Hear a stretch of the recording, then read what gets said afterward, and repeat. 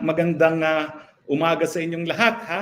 Kamusta naman po kayo, no? Medyo matagal tayo nakapag-live, no?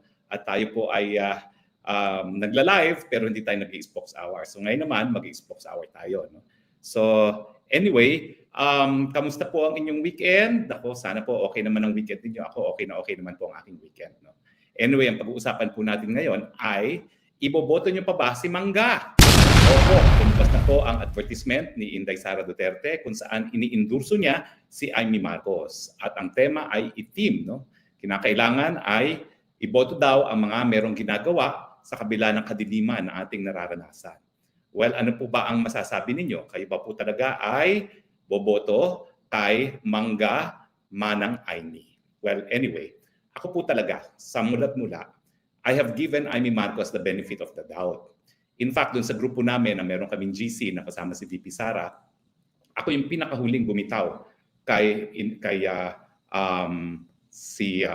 Amy Marcos, no?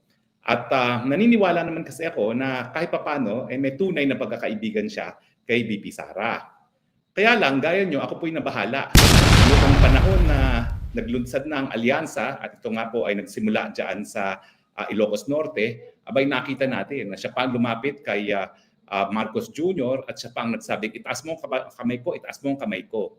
Ang buong inaasahan natin ay hindi talaga siya sasali sa alyansa. Kasi ang sabi naman niya, siya ay magiging independyente. So nagulat na lang tayo na biglang sumali siya sa alyansa.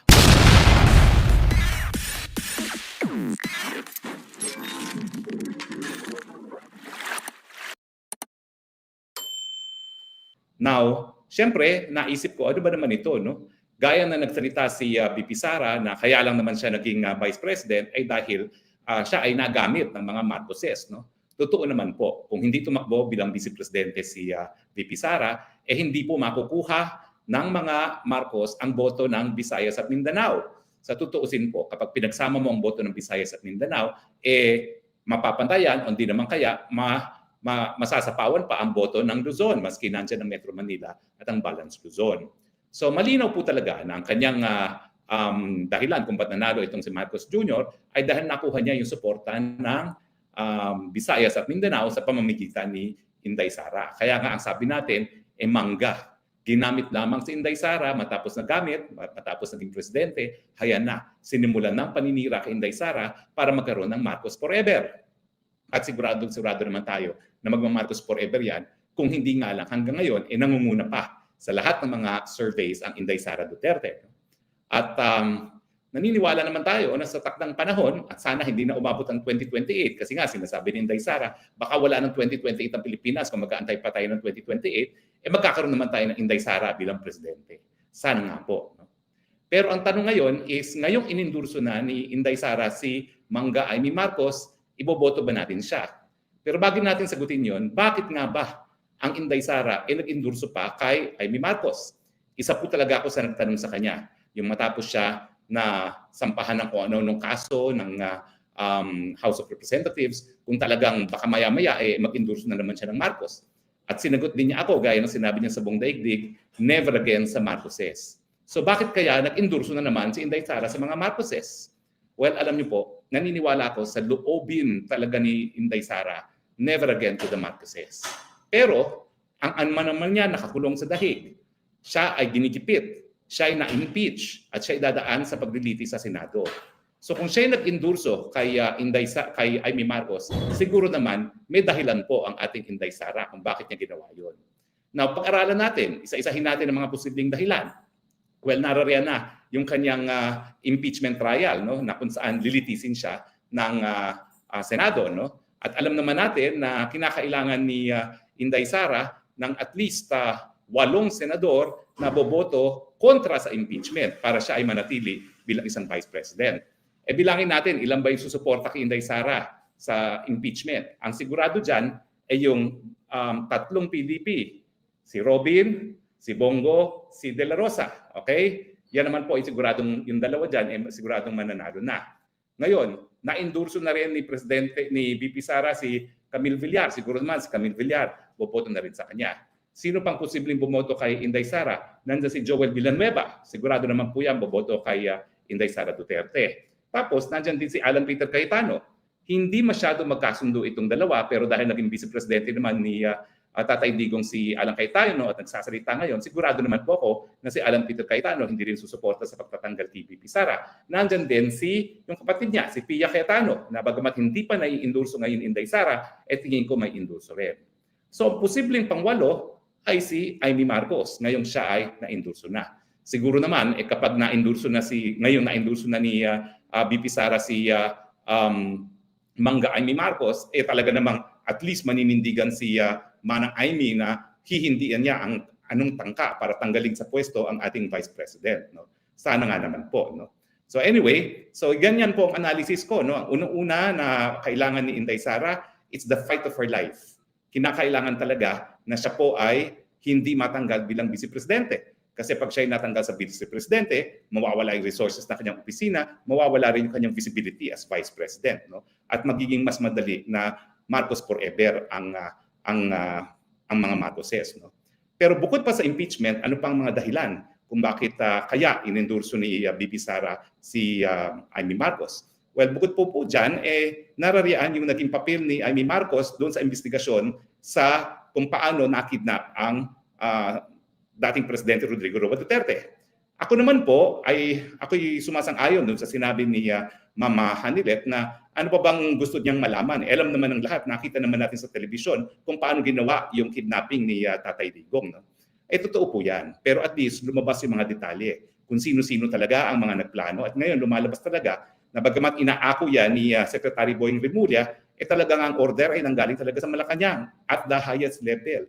At alam natin na ang ginamit nilang instrumento ay isang tao na napakalapit sa First Lady natin ngayon, kay Lisa Araneta Marcos, itong Ambassador Lacanilao. Ng kanyang opisina pala ay Special Envoy on Transnational Crime, sila nakipagtulungan sa Interpol.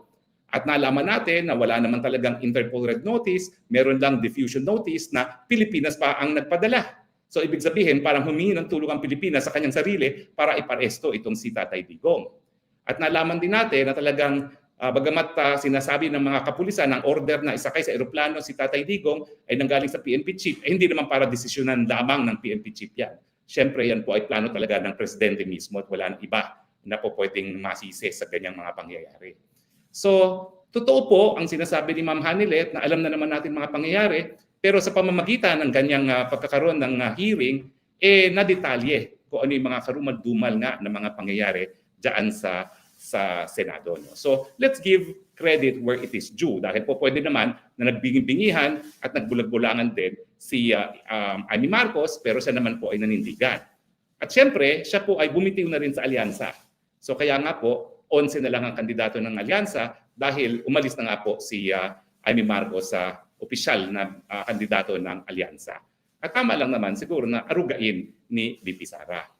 Pero ano ba tingin nyo? Sa tingin niyo ba ay tinuturing talagang malapit na kaibigan ni Inday Sara itong si Mangga? Well, alam niyo yung sandaling nagkasama kami sa Hague, nagkaroon ako ng bagong perspective dito kay VP Sara. Meron pala siyang distinction sa mga tunay na kaibigan at ang mga tunay na kaibigan niya ang hindi talaga nasa larangan ng politika at meron din siya mga political friends. At sa tingin ko, ang tingin niya kay Amy Marcos ay political friend na talagang alam naman niya na mga political friends ay narariyan lamang kung meron din silang silbi sa iyo. At hindi ito yung mga tao talaga na pagkakatiwalaan mo with your own life. So sa tingin ko, ganyan ang tingin ni Inday Sara kay Mangga. Hindi para pagkatiwalaan si Mangga sa kanyang buhay, pero alam niya na sa politika, talagang kinakailangan lang magkaroon ng alyado. Kumbaga, scratch your back at scratch your back. Ngayon, nangangailangan ng suporta si Amy Marcos. Siyempre, tinulungan siya ni Inday Sara at inaasahan naman natin na bagamat minsan nang nabigo si Inday Sara doon sa kay Amy Marcos dahil ginamit nga siya para manalo at talaga namang wala namang masyadong nagawa si Inday Sara, si Amy Marcos para itigil yung mga maiitib na balak ng kanyang kapatid at ang mga kaalyado ng kanyang kapatid, kahit papano, magiging kakampi ni Inday Sara itong si Mangga Amy Marcos. Alam ko mahirap tanggapin na na-endorso na naman ang VP Sara ang Mangga Amy Marcos. Gaya ng sinabi ko sa inyo, no, ako yung pinakahuli-huling bumitiw kay Amy Marcos sa pagkakatiwala sa kanya. Hanggang sa muli, ako talaga ay umaasa na magiging tunay na kaibigan itong si Amy Marcos. Pero ang katunayan po, sa politika, wala talagang tunay na kaibigan. At yan ang isang natutunan ko na kay Inday Sara. Ang tunay na pagkakaibigan, yun yung mga taong labas politika. Dahil talagang ang mga nasa politika, naggagamitan lang yan. Yan ang masakit po. At sa tingin ko, may mga dahilan naman ang Inday Sara. Huwag na po tayo magtampo kay Inday Sara. Bakit? Ang mga tatay ba natin, nakakulong ngayon sa dahig? Hindi.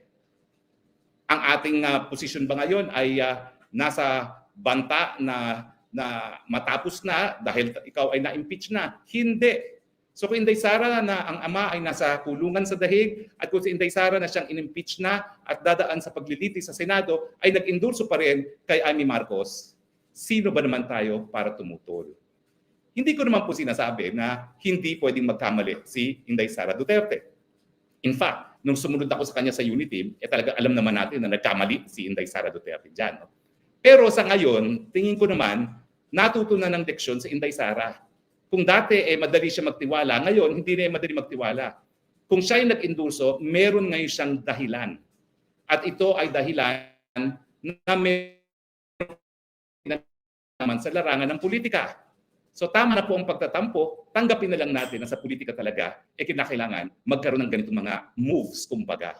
Dahil sa politika talaga, kinakailangan may kakampi ka pag kailangan mo talaga ng kakampi, pero alam mo kung sino talaga ang tunay na mga kaibigan.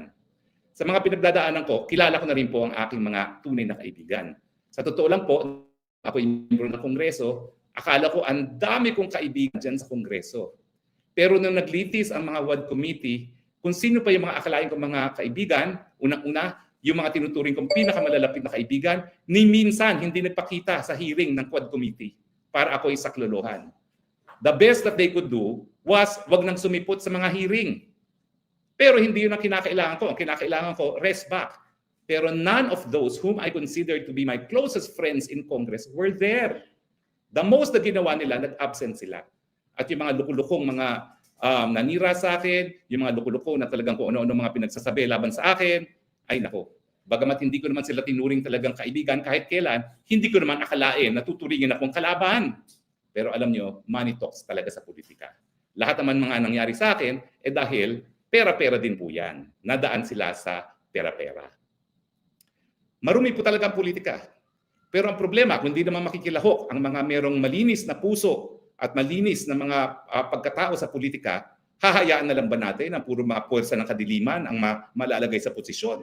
Lalo naman pong pupunta sa kangkungan ng ating bayan kung hahayaan na lang natin ang puwersa ng kadiliman ang palaging magharing uri sa larangan ng politika. Naniniwala pa rin po ako na kinakailangan natin ang isang tao na malinis ang pagkatao gaya ni Inday Sara Duterte. At kung si Inday Sara Duterte naman na pinagdadaanan ng napakadaming pagsusubok ay nagdesisyon na suportahan na si Mangga Amy Marcos, mangga pa rin ang mga Marcos, hindi pa rin dapat pagkatiwalaan ng mga Marcos, bantayin pa rin natin at pagdating ng panahon, parusahan ang mga Marcos. Pero sa ngayon, may kadahilanan pong Inday Sara, kaya niya iniendorso ang Amy Marcos, suportahan na lang po natin ang ating Inday Sara Duterte. Yan din po yung aking nasabi nung sumunod nga po sa Uniteam. Pero kung hindi naman namin nadaanan ni Inday Sara yung pagtataksil ng mga Marcoses, bagamat kami po ay nakisapi sa kanila sa Uniteam, malalaman ba natin kung ano talagang budhi ang mga Marcoses? Ngayon walang kaduda-duda po. Bagamat nandyan si Amy Marcos na panandalian, na bibigay ng suporta sa Duterte, hindi na pumaalis sa isipan natin na hindi talaga pwedeng tuluyang pagkatiwalaan ang mga Marcoses. Nasa dugo na po nila yan. Nasa dugo na nila yan na magnakaw, nasa dugo na nila yan na magpasasa sa pwesto. Pero sa ngayon po, kinakailangan ni Inday Sara si Mangga Marcos, Mangga Amy, suportahan na lang po natin siya. Nang sa ganun naman po, makatulong tayo sa napakadaming pagsubok ni Inday Sara Duterte. Hindi ko po sinasabi na nagbago ng isip ko sa mga Marcoses. Inuulit ko po. 2 beses na natin napagbigyan yung mga Marcoses, wala talaga silang kwenta. Pero sa ngayon po, na ang daming pagsubok na pinagdadaanan ni Inday Sara Duterte, suportahan po natin ang kanyang desisyon. So ako po, miski masakit sa aking damdamin, iboboto ko na po rin si Mangga. Sige na nga, dahil kung si Inday Sara na nakakulong ang ama, na si Inday Sara na inaapi ng Kongreso, na si Inday Sara na pinaalis ng Malacanang ay nakuhang endorso ang Mangga Amy Marcos, siguro naman ako, bagamat ako rin, ang dami kong pagsubok sa buhay, magagawa kong suportahan siya. Pero hindi na po tayo magpapabola. Hoy Mangga, boboto ka lang namin dahil kay Inday Sara Duterte. Do not make the mistake na nabola mo kami, na ibang klase ka, na iba ka sa iyong kapatid. Nag-iisa lang kayo. Ang mangga hindi po pwedeng magbunga ng santol. Pero dahil nandyan si Inday Sara na humihingi ng tulong para sa iyo, susuporta kami, masama man ang aming mga loob. Tama ba hong aking sinabi? Alam ko po mahirap tanggapin yun, ha? Pero nandyan na po tayo. Wala tayong magagawa. At uulitin ko po, may dahilan si Inday Sara kaya niya sinuportahan. Suportahan naman po natin ngayon si Inday Sara Duterte. Yung mga ayaw sa Marcos na boboto kay Mangga Aimee, hindi po yan dahil naniniwala tayo kay Mangga Aimee, yan po ay dahil naniniwala tayo kay Inday Sara Duterte. Malinaw po yan. Okay? Maraming salamat po sa mga nagte-text. Ako, ang hirap po, pagpapagawa ko ng bagong salamin, nawawala. Si Grace Nargret, si Boholot Lim, si, naku, talaga ang hirap na po, Antoinette, Bother, si June De Vera, si Bisaya ako. Maraming salamat po sa inyong mga text messages na hindi ko mabasa dahil mamaya po magpapagawa na ako ng salamin. No? Dahil lahat na po talagang hinanap ko na kung saan po pwede yung aking salamin, hindi ko talaga mahanap. Okay, maraming salamat po sa inyong patuloy pagtangkilik At alam ko po, maraming mga masamang loob sa aking mga sinabi ngayon. Ulitin na lang po natin, sa kagitnaan ng sama ng loob natin, gagawin natin yung pagsuporta kay Mangga dahil kay Inday Sara Duterte. Maraming salamat po sa inyong patuloy na pagtangkilik. Ito po ang inyong Spokes ng Bayan, Harry Roque, nagsasabi, I love you, Philippines. You're the only country that I have. You're the only country that I love. God bless the Philippines. Bye.